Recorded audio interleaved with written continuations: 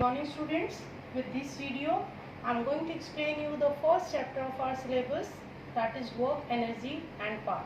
So we will start with the work, but as our work depends upon force, so I will explain you the force first, then we will go to the work. So most of the objects that we see around us in everyday life, either you, either me, automobiles, ball, car, initially lie at rest, and many of them can move. It means they must start up and they must slow down. For example, if a ball is lying over here, it is at rest position. Rest position means to say, what's its initial velocity? It is 0, but it can start to move, and when the ball is in motion, it must have a definite velocity, right? That means when the ball is moving from rest to a definite velocity, it is what? Acceleration, right? Another thing, if the ball is in motion and it can be come to rest position, right? And this is what? Your deceleration. So what is acceleration and deceleration? Acceleration means to say the rate of change of velocity when the velocity changes from lower to higher. That means initial velocity will be lower and the final velocity will be higher. That is acceleration. Just like a car is moving with a velocity of 20 meters per second. When the acceleration is given, the velocity becomes 40 meters per second, then 50 meters per second. So over here, initial velocity is 20, then it is coming to 40, then it is coming to 50. Over here the velocity is increasing, hence it is what? Your acceleration.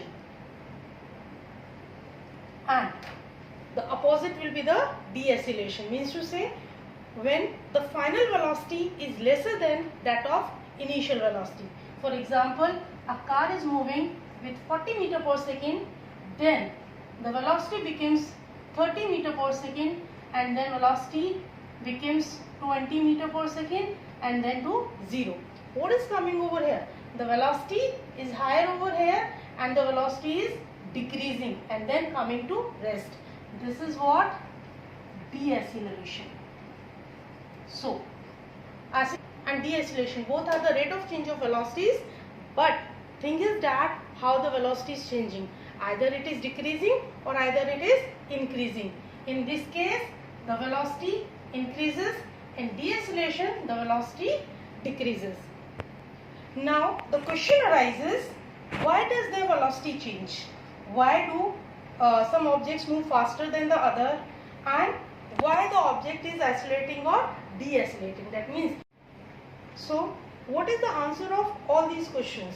Why does the velocity is getting changed? Why it is higher or lesser, right? So answer is what? The force. So force is what? It is push or pull. But is it enough to define the force? That force is only the push or pull? Just what does a force can do? Suppose if I say squeeze a balloon, then with the squeezing of balloon, what is happening? The shape of the balloon is getting changed. That means a force can change the shape of the object. Now if I am having a rubber band and now if I am stretching it, see what is happening? Now the size is this, but when I am stretching it, what is happening? The size is getting changed. That means with the help of force we can change the size. Now if I said a ball is lying on the surface and now a force is being applied over here, then what will happen? It will start to move, right? That means when the ball was at rest, it can come to motion when the force is being applied. Another, now if the ball is continuously in motion and if a force is being applied, then it can come to rest also. That means even if a ball is moving in this direction but apply a force in this direction, what will happen? The direction can get changed, or if I apply force from this direction, the direction of movement will get changed. That means force applied on an object object can do three things. One is what? Force can make object move faster, right? Just like in the cars. Just I taken the example, if the car is moving at 20 meters per second, if the accelerator is being done, then what will happen? The car will move faster. That means we have increased the speed. Or either we can also decrease the speed by applying the brake. Or either if a ball is moving, just like in the cricket, when a batsman hit the ball, what is happening? The ball is moving, but once another fielder catches the ball, what happens? The ball comes to rest. So what is happening over there? The velocity is getting changed. From moving position, it is getting to the rest position. So object, the force can move the object faster, or it can slow down it, right? That means it can change the velocity.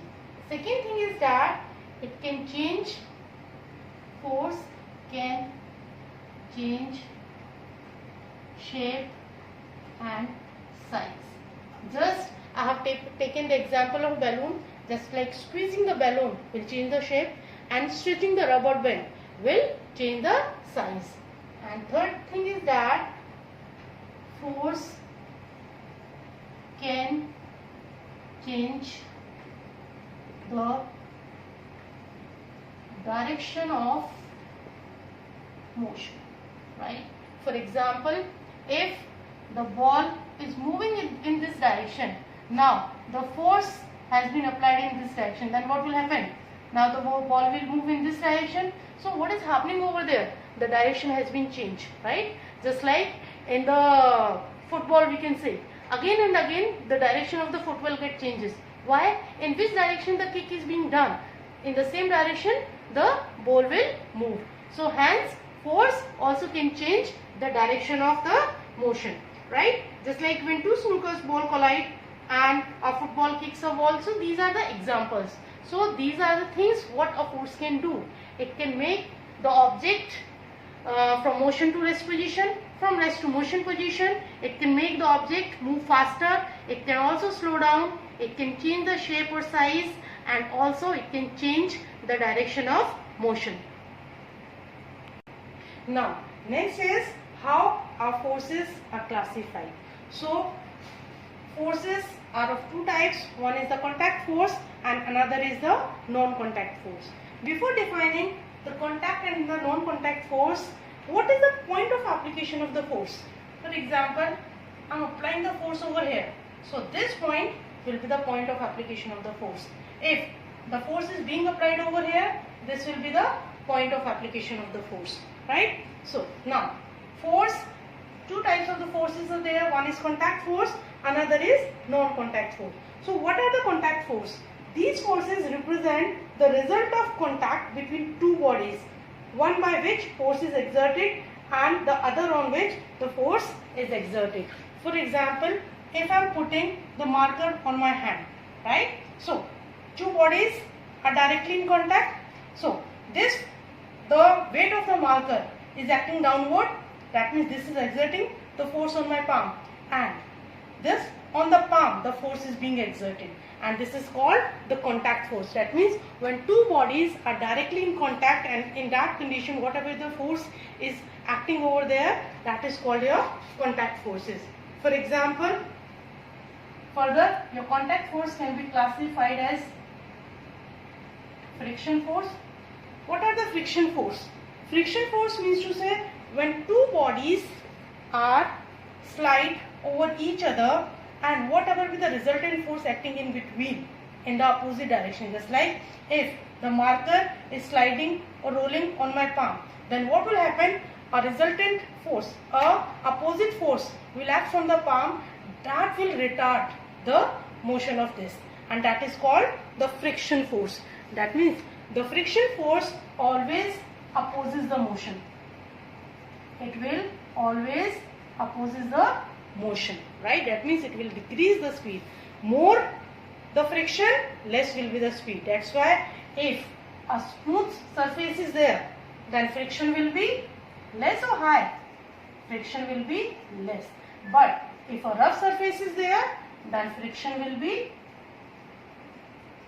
high. That's why if you are moving in the fields or a rough surface, then your velocity automatically get decreased, because in that case the friction is high.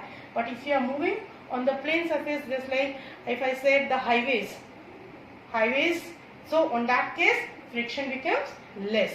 So your depending upon the friction, your velocity will be less or high. Over there, next force is what? Your normal reaction force.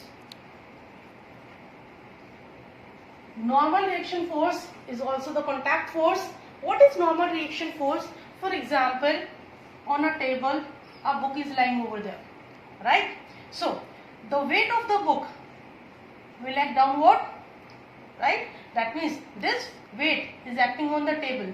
So as according to Newton's law, what we are having for an action, there is always a reaction, right? That must be equal in opposite direction. So with that, a force will act upward from the table to book, and that force is called your normal reaction force, right? So normal reaction force is what? So this is the force exerted by the body that is equal to the weight of the book, right? Next, contact force is your tension force.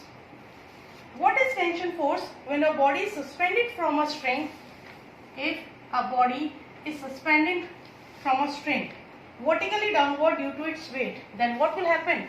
Its weight will act downward.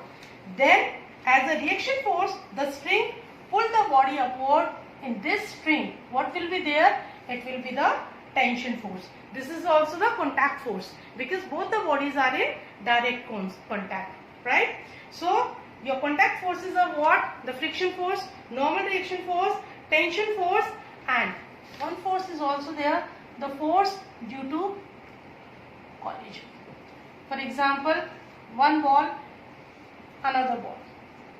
Both are moving. One is in this direction, another is in this direction. Then what will happen? Collision will be there, and due to collision, what will happen? A ball will apply the force on B, and B ball will apply the force on A, and hence as the force is being applied, what will happen? The direction of motion will get changed. So after collision, this ball will move in this direction and this ball will move in this direction. This is what? This is the force due to the collision. So, and next is force due to the spring. Spring, have you seen the springs? In springs, what happens if a body is being hanged with the spring? Then what will happen? This spring, the weight will act downward, but this spring will try to object move upward. In spring, what is happening? The compression and then extension might be there. So stretching and the compression might be there in the spring. So these are all the contact forces: your friction force, your normal reaction force, tension force, collision force, and force due to the spring. Next comes to our non-contact force. For the non-contact forces can be classified as a gravitational force, electrostatic force, and magnetic force. So what is gravitational force? It is a non-contact force and comes into play being physically in the contact. That means all these forces, either gravitational, either electrostatic, either magnetic force, these are the non-contact, means to say the bodies are not in directly contact. Just like if I am seeing this marker, if I am leaving the marker, where it will come? It will come downward. Why it is coming downward? Due to the gravitational pull. So when if I am throwing it, then what is coming again and again? It is coming down. This is due to the gravitational force. That means the force due to the gravitation of the earth is called your gravitational force. Next is your electrostatic force. So electrostatic force is what? It is the force between two charged bodies when these are placed at a separation. For example, if I say negatively charged and negative charge is there, then what will happen? They will attract or they will repel. So they will repel each other. So this is what? Electrostatic. Again, if the positive and negative charge is being put together at the some distance, then what will happen? They will attract each other, right? So this is what electrostatic force. Same in case of magnetic force. If two magnets I am putting, then what will happen? Now north and south poles are there. Then what will happen? They will repel each other or they will attract each other? They will attract, because we know that the same poles repel each other and the opposite poles attract each other. And similarly, if I put south and south, then what will happen? They will repel each other. So what is that? They are not in direct contact. Then why are they repelling each other, or why these are attracting each other? This is due to the magnetic force that is being applied over here. That means non-contact forces are the forces when two bodies are not in directly contact, but still they are having a force in between them, a force of attraction or repulsion in between them, right? So in last, how we can define the force? Force is the push or pull which produces or tends to produce motion, stops or tends to stop motion. We can also define force in other way, that force is that physical quantity which changes or tends to change a body's state of rest or the uniform motion in a straight line. This is how we will define the force.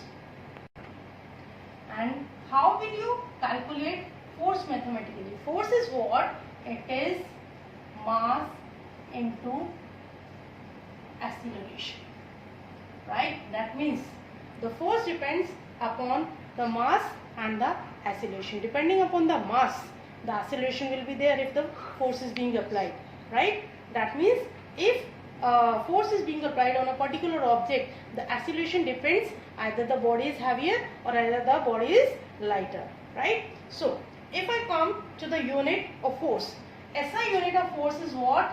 Newton. And the symbol is N, capital N. SI unit of mass is what? Kilogram. SI unit of acceleration is what? Meter per second square. So how will you define 1 Newton? That 1 Newton is the force which when acts on a body of mass 1 kilogram and produces an acceleration of meter per second square. That means we can write that 1 Newton is equal to what? It is 1 kg into 1 meter per second square. This is here. Now in the CGS system, the unit of force is what? Unit of force is dyne, right? In MK system it is Newton, and in CGS system it is dyne. And 1 dyne is equal to 1 gram into 1 centimeter square. That means how will you define a dyne, or how will you define the CGS unit? 1 dyne is the force which when acts on a body of mass 1 gram produces an acceleration of 1 centimeter per second square. Next comes the relationship between MKS and CGS unit of force, or you can say Newton and dyne. What is the relation? So how will you calculate? 1 Newton is equal to what? 1 kilogram into 1 meter per second square. So if I convert it into the CGS system, 1 kilogram is equal to what? 1000 gram, and 1 meter per second, 1 meter is equal to what? 100 centimeter. So can I write centimeter per second square? So what it will become? It will become 10 to the power 5 gram centimeter per second square, right? Right? This is what? This is 1 Newton. So this is what? Gram per centimeter square is what? It is dyne. So what you can write? 1 Newton is equal to 10 to the power 5 dyne. This is the relation between the MKS unit of Newton, or the SI unit of force, or the CGS unit of force. So unit of force in terms of force due to gravity, or the gravitational unit of force. How will you write? It is kgf. And 1 kgf is what? It is force due to gravity. Force due to gravity means to say what? It is again kilogram, 1 kilogram mass into what? It is, now over here gravity is there, so acceleration will be of acceleration due to gravity. So it will become how much? It will become 9.8 Newton, right? So 1 kgf is how much? 9.8 Newton. This is what?